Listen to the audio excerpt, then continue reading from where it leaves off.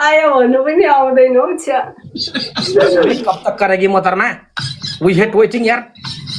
बच्चा निक्लिनै मान्दैन के भ्याकुम लिएर आम पागल हो र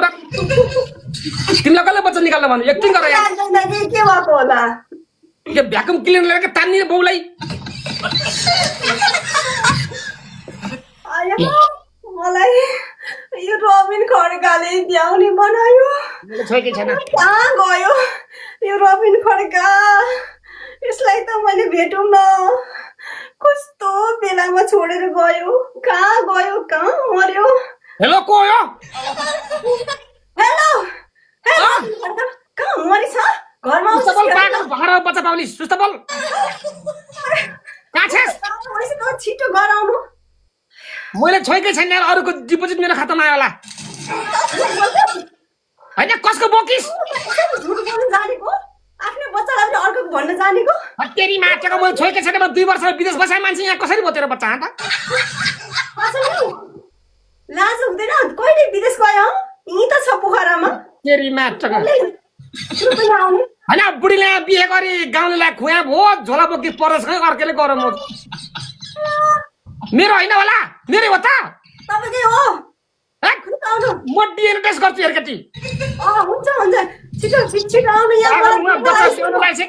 चिचारा बोल्छ सुस्त बोल्छ हर्ला बाउले कसले व्यस्त बेहुनी बनाऊ आफैले पनि कति साह्रो बिर्सिन्छ हौ ए हो र म त भुले त यार म त आजकल त गजनी फिल्मको आमिर खान जस्तो बच्छु भुल्छु के बा छिटो घर आउनु यहाँ मलाई बेथा लाग्छ के म डाक्टर थोडी मलाई बोलाइछ डाक्टर फोन गर छिटो एम्बुलेन्स लिएर आउनु यहाँ मलाई गाह्रो भइसक्यो छिटो केही छैन पेटभित्रै बच्चाको नर्म गरिदिउँला बच्चा पनि निक्लिँदैन होइन बच्चा चाहन्छ मेरो पनि दारू गर्ने नेपालमा चारैतिर चुनावको माहौल छ यत्रको अलि एक्टिङ राम्रो गर पागल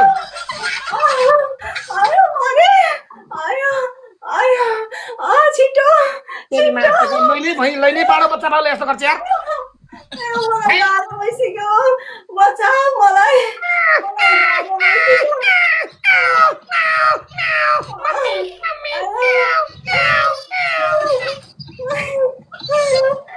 कुन दिनमा यो बच्चा बस्यो मलाई गाह्रो भयो झुक्किएर अब त म के बच्चा जन्माउँथे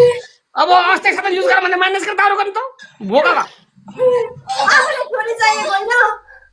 अब तँलाई मैले के साधन सुन्ला भने माइनस गरेर दारू खा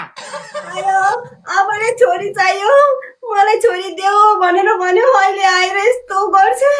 मलाई साह्रै दुःख भयो अब म बाँच्दिन होला तेरी माटेको त नमर्न केटी बाँच्दिनु मतलब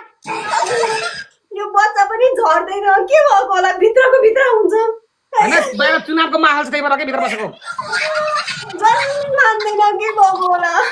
जन्मिने किन मान्छे यहाँ जन्मियो भने फेरि दुर्गा प्रसाद जस्तो मान्छे हुन्छन् चुप फेरि बच्चा चाँडो जन्मियो भने यहाँ दुर्गा प्रसाद जस्तो फेरि कलौटे जस्तो नै अब ऋषि धामला जस्तो बच्चा झ्याउँछ के त्यही रहन भन् त्यही नुहान गरौँला हेरकेटी फेरि युवराज सबल जस्तो बच्चा भयो भने झ्याउँछ हामीलाई चुनावको माहौल छ भित्रै बसेर भन् एक्टिङ त बवाल ओ माय गॉड यति राम्रो एक्टिङ छड्के फिल्ममा भएको बा सुपर हिट फिल्म बेकार है भैया मैं तो टूट गया मैं तो खत्म हो गया यार मैं तो वाह दीदी दीदी वाह दीदी क्या एक्टिङ करवा दी लेकिन खुद भोलि मेरो ढाड माथिन्छ ओके च्यावली खुसी लाग्यो nice to meet congratulation guys यार म बच्चाको बाउ भएँ ए सरी च्यावली एक्टिङ चाहिँ बवाल गर्छ कि छड्के फिल्ममा अमलको साटो उला हाले भए यति बेला फिल्म सुपर हिट हुन्थ्यो एक्टिङ राम्रो छ सिआइडीमा लास करोल गर्छौ